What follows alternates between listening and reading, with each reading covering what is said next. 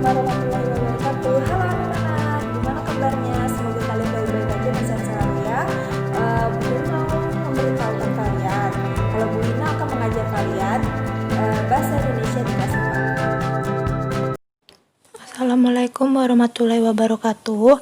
Anak-anak, hari ini kita akan belajar tema 1 bahasa Indonesia. Nah, sekarang videonya disimak dulu ya, agar kalian lebih memahami tentang pembelajaran kali ini. Nah, sekarang kita akan belajar tentang namanya mencari gagasan pokok. Nah, sebelumnya ada yang sudah pernah tahu tentang gagasan pokok? Nah, sekarang Bu Winta akan menjelaskan dulu tentang gagasan pokok. Jadi, gagasan pokok adalah pokok masalah yang mendasari cerita, bersifat abstrak atau implisit atau kata-kata kunci yang terdapat dalam kalimat utama. Nah, biasanya gagasan utama juga bisa disebut dengan gagasan pokok, adalah ide dasar atau sebuah inti pembahasan yang tertulis di dalam paragraf. Dalam sebuah paragraf, kita dapat menemukan gagasan utama di dalam sebuah kalimat utama yang menjadi topik pembahasan. Topik adalah inti utama pokok dari seluruh tulisan yang hendak disampaikan. Jadi, kalau kalian menemukan cerita, itu pasti ada namanya gagasan pokok atau juga dibilang gagasan utama. Jadi, kalau kalian membaca cerita, itu mesti ada namanya gagasan utama atau juga namanya gagasan pokok ya. Nah, sekarang lanjut lagi. Mencari dan fungsi gagasan pokok. Jadi, gagasan pokok biasanya terletak di kalimat utama yang biasanya terletak di awal dan akhir paragraf. Namun, ada pula paragraf yang gagasan utamanya berada di awal dan akhir sekaligus. Nah, jadi itu kalau kalian mau cari tahu sebenarnya gagasan pokoknya itu di mana sih?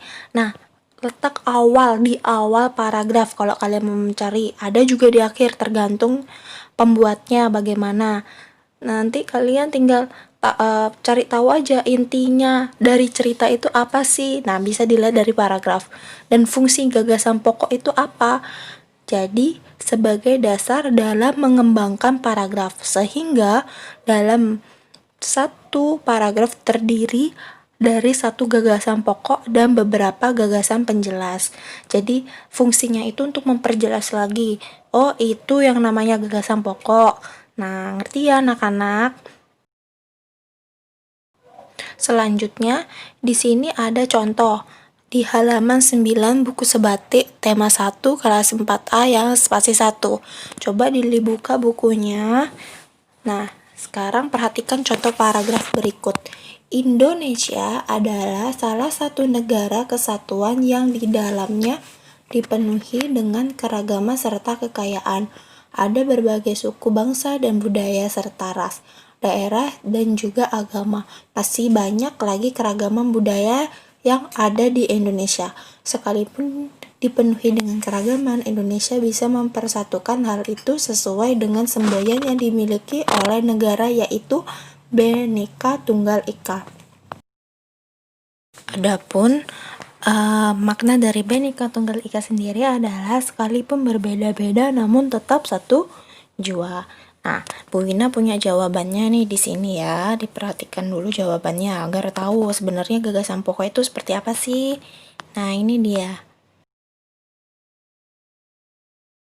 Jadi, jawabannya paragraf tersebut membahas tentang keragaman budaya di Indonesia.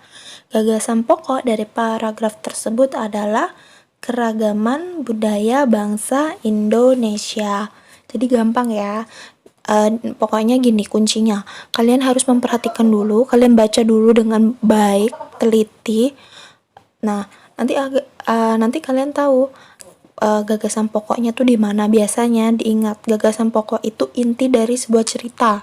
Diperhatikan, inti dari sebuah cerita biasanya terletak di awal paragraf atau di akhir paragraf. Makanya kalian harus lebih teliti dalam membaca. Ya, cukup sekian dari penjelasan dari Bu Wina. Assalamualaikum warahmatullahi wabarakatuh.